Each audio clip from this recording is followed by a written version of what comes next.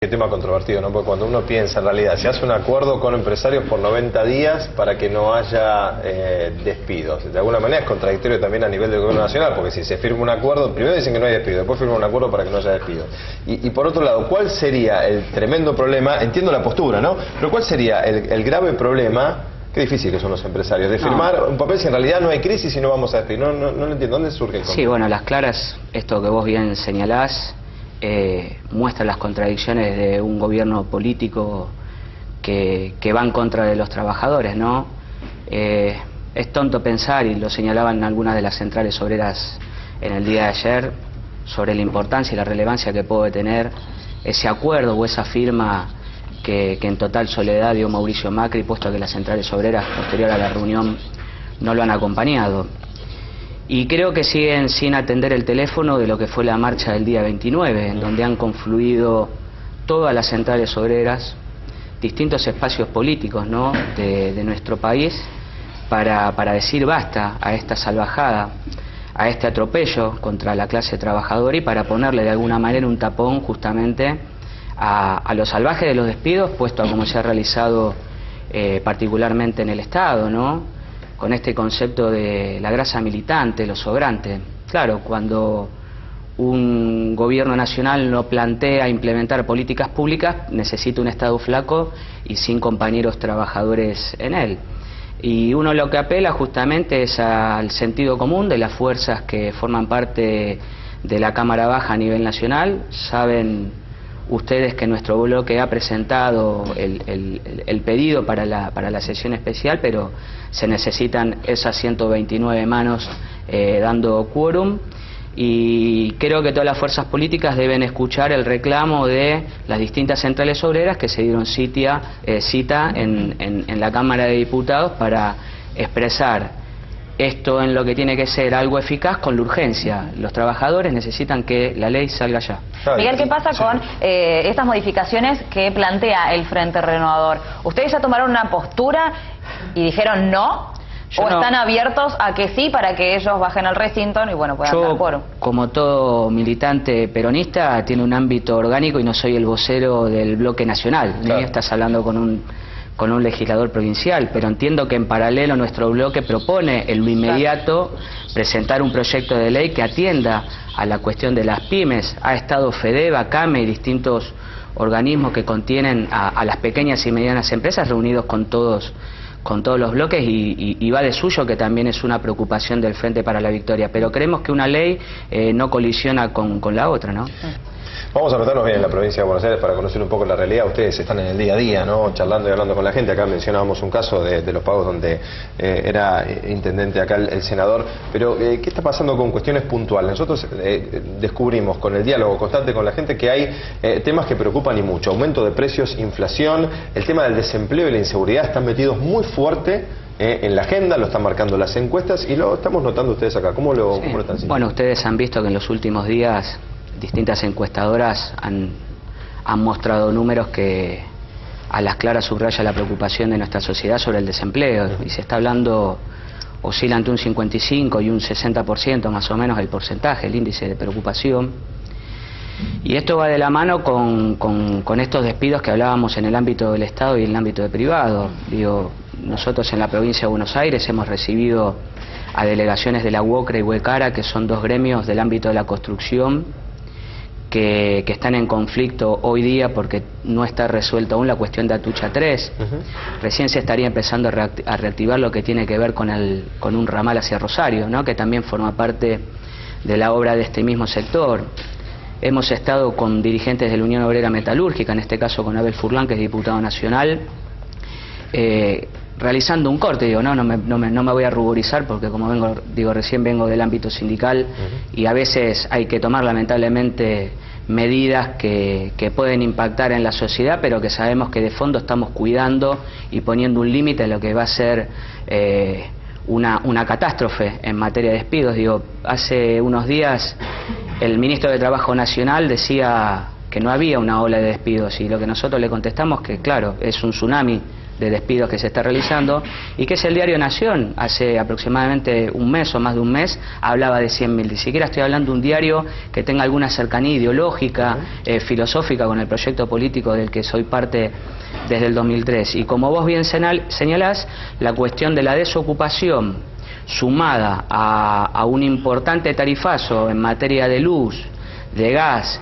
y el boleto, digo, para la clase trabajadora, pasar de 3 a 6 pesos para el colectivo, pasar de 2 a 4 pesos para el tren, es lo que se va comiendo el salario, incluso en algunos sectores que no están teniendo el mismo nivel de porcentaje paritario o de regularidad en las paritarias. Ya Prat Gay lo señalaba, instaba el sector sindical si lo que íbamos a discutir eran paritarias o puestos de trabajo, y además, porque son bastante groseros y provocadores, miden la cuestión de los impuestos en los servicios públicos comparándolos con pizzas. La diferencia es que las pizzas que compra el señor Prat Gay son muchísimo más caras que las que compran los trabajadores, ¿no? Trazando un paralelismo en porcentaje de aumento. Y en lo que respecta a la inseguridad, bueno, la opinión por supuesto de los dos. Patricio, ayer 2 nuevos secuestros express se han concretado en San Martín, y ya en lo que va del año ya superan los 100.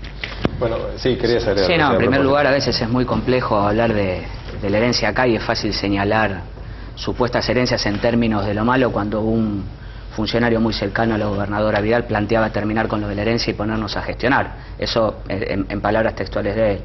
La realidad es que habría que preguntarle a la gobernadora Vidal, o que muestre algunos números, porque cuenta hace meses con una emergencia de seguridad. Hace muy poco Mauricio Macri, socarronamente en el Día del Trabajador, hablaba de la ley de la felicidad, ¿no? Bueno, ellos plantean un constante estadio de leyes de emergencia que en definitiva abren la puerta para otras cuestiones. Entonces debería dar explicaciones de cuál es el resultado de esta emergencia de seguridad, y como bien sucedió ayer, distintos intendentes, más de 50 intendentes del Frente para la Victoria y del Partido Justicialista, le han enviado una carta a la gobernadora planteándole la preocupación por el crecimiento del narcotráfico y el delito. Pero también tenemos que tener una mirada de inclusión y terminar con la hipocresía de lo punitivo, porque en lo discursivo, en los distintos sectores de la política puede quedar bien. Si el modelo es de exclusión, si el modelo es de despidos, va a crecer el nivel de inseguridad. Y estaría bueno saber, para todos los sectores de la comunicación en general, qué es lo que pasa hoy, que más allá de que algunas cuestiones detectamos, y como bien dice el legislador, la mayoría de los legisladores buscamos no estar en un escritorio y justamente estar en la calle, pero claramente los medios de comunicación también juegan un papel importante en materia de inseguridad, y ya las placas no son las mismas que en otro periodo político. Vamos a seguir hablando también de cuestiones presupuestarias, algo que tiene que ver con las cámaras, pero ahora quería consultarles sobre anuncios que generó la gobernadora Vidal, sobre todo en tema de educación, que ha generado su polémica también, ¿no? Con respecto a los aplazos que vuelven, algo que se había implementado hace poco más de un año atrás, que cuando ya comenzó el ciclo lectivo además se genera este cambio. ¿Cómo ven la vuelta de los aplazos para los grados que van de cuarto grado en adelante, y también la calificación que se vuelve a diferenciar y vuelve a ser como era antes para los niveles iniciales? A mí me parece que tiene que ver con, como decía antes, con la falta de experiencia en la gestión. Digo, tomar una medida a mitad de año, y particularmente, insisto siempre en la mirada de lo gremial y teniendo en cuenta a los trabajadores y a la representación, a los sindicatos. Creo que lo expresaba también Roberto Baradel, es una medida unilateral que también tiene que ver con la mirada que tiene este gobierno en forma de seocracia, ¿no? Compuesto por distintos ministros que forman parte de empresas multinacionales o de empresas locales que no tienen en cuenta a los sindicatos y a los trabajadores. Ustedes señalaban recién el conflicto de los compañeros médicos en SICOP y de judiciales. Bueno, una de las denuncias de la AJB es que la corporación judicial no tiene en cuenta al sindicato para cerrar paritarias y lo trata de correr de la discusión, ¿no? Parece que estaríamos en alguna época como en la dictadura. Sí. Otro de los temas que tiene que ver con la actualidad es lo que ocurrió en la Cámara de Diputados de la provincia de Buenos Aires, y bueno, preguntarle al diputado por esta nueva fractura que se vive en el Frente para la Victoria. Se ha dividido en 3, ¿no? En las últimas horas falta alguna que otra definición. ¿Cómo lo están viviendo y qué es lo que ha pasado? ¿Cuál es el punto de incidencia? Con absoluta sinceridad y en lo inmediato de lo sucedido, yo me estoy dirigiendo a La Plata justamente en minutos al salir de dar la nota con ustedes, y no puedo guiarme, digamos, como hombre de la política en cuestiones de trascendidos periodísticos, sino que la ruptura o una parte, una escinsión dentro de nuestro bloque tiene que ver cuando yo pueda discutir con esos compañeros que, en el caso de ser así, humilde y respetuosamente están tomando una decisión equivocada por el contexto político y el momento en el que nos encontramos, y por cuestiones que ya ha definido nuestra conductora, que entiendo que es la misma, que la compañera Cristina Fernández de Kirchner, cuando está llamando, digo, se está hablando de un frente ciudadano que nos espera a nosotros como Frente para la Victoria si generamos otra o generan otra escinsión en el bloque, pero prefiero, me tomo la política con mucha seriedad, para mí es un proyecto de vida, creo en charlar con los compañeros y en las cuestiones que son oficiales, por eso te quiero contestar con sinceridad. De la nueva, ¿y la anterior por qué te parece? ¿Qué es lo que está pasando hacia adentro del FPV que se viene generando? ¿Ha pasado en senadores también? Es decir, yo creo que algunos han argumentado cuestiones que hacían a la falta de debate, digo, cuando no es así, porque el grueso de los compañeros, como lo señalábamos recién, no somos gente que está encerrada en el despacho, sino que asiste a reuniones, que acompaña a comisiones, que estamos juntos en distintas actividades políticas y que teníamos las reuniones necesarias para estar juntos. Pero bueno, yo creo que son esos compañeros los que deben dar explicaciones, planteando que forman parte del Frente para la Victoria. ¿El endeudamiento en la provincia fue clave quizás para generar estas diferencias? Eso está claro, nosotros no avalamos bajo ningún punto de vista un endeudamiento desmedido. Sí, claro, que ya es en más de 60.000 millones, y que veníamos teniendo discusiones cuando bajó de 110.000 a 90.000 y luego a 60.000. Entonces, la verdad que tampoco quedaron claros, por lo menos fueron muy convincentes las posturas de por qué acompañar ese endeudamiento. Pero bueno, uno siempre trabaja para la unidad y en las utopías de lo que siempre plantea un militante, entiende que debemos bregar por la unidad y no por una fragmentación que justamente le facilita, digamos, las distintas cuestiones al oficialismo. Y no estoy hablando de la gobernabilidad, porque muchas veces el concepto de la gobernabilidad es la excusa para no ser oposición, y uno quiere ser oposición coherente. Bien, en lo que respecta a más números, un 47% de aumento para los legisladores de la provincia de Buenos Aires. ¿Por qué este número? No, lo desconozco, no lo ponemos nosotros, yo no lo pongo como... Eso es por ley. Por ley, exactamente, no lo votamos nosotros, no. ¿No les parece que es un número bastante elevado? Es un número elevado, en comparación a todos los aumentos que hubo en los demás gremios. Exactamente, es un número sumamente elevado comparando cómo fueron cerrando las paritarias y la coyuntura que hoy vive nuestro país. Estoy de acuerdo con eso. Esto viene desde el 2015, ¿no? Es un presupuesto que viene desde allí. Eso se vota en el presupuesto, como señala el legislador.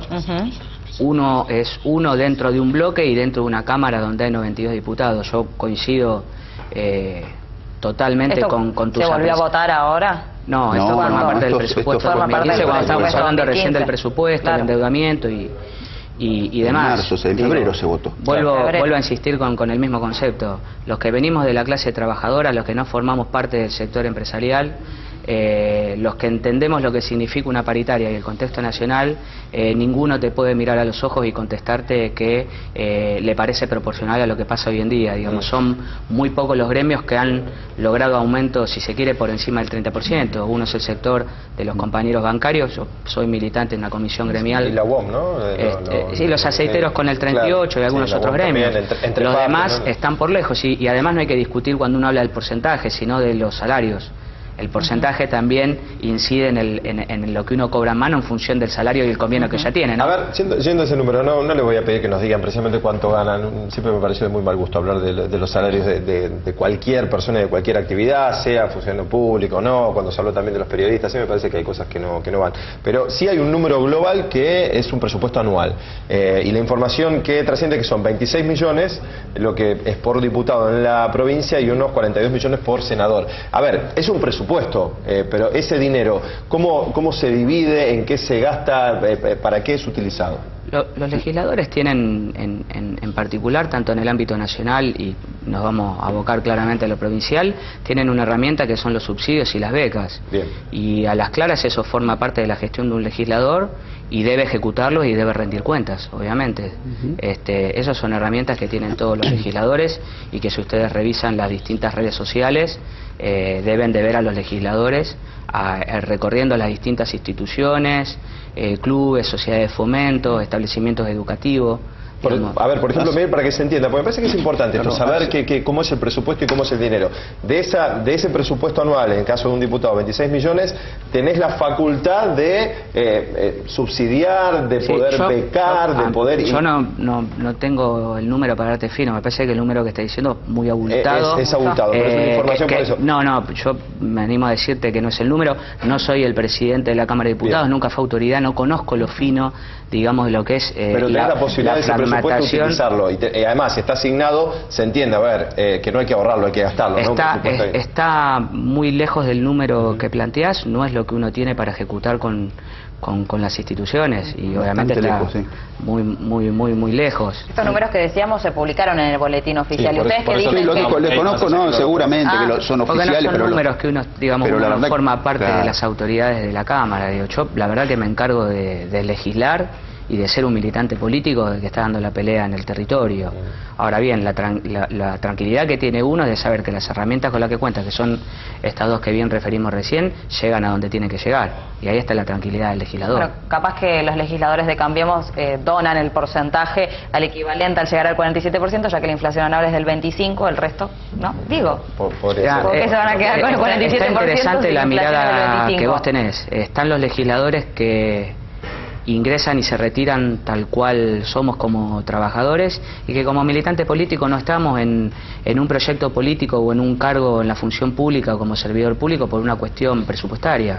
Digamos, ustedes saben que hay funcionarios o no han llegado a ser funcionarios en esta nueva alianza de Cambiemos porque estaban discutiendo cuestiones salariales. Gente que viene de otros sectores, del empresariado, del marketing, de la publicidad, del modelaje.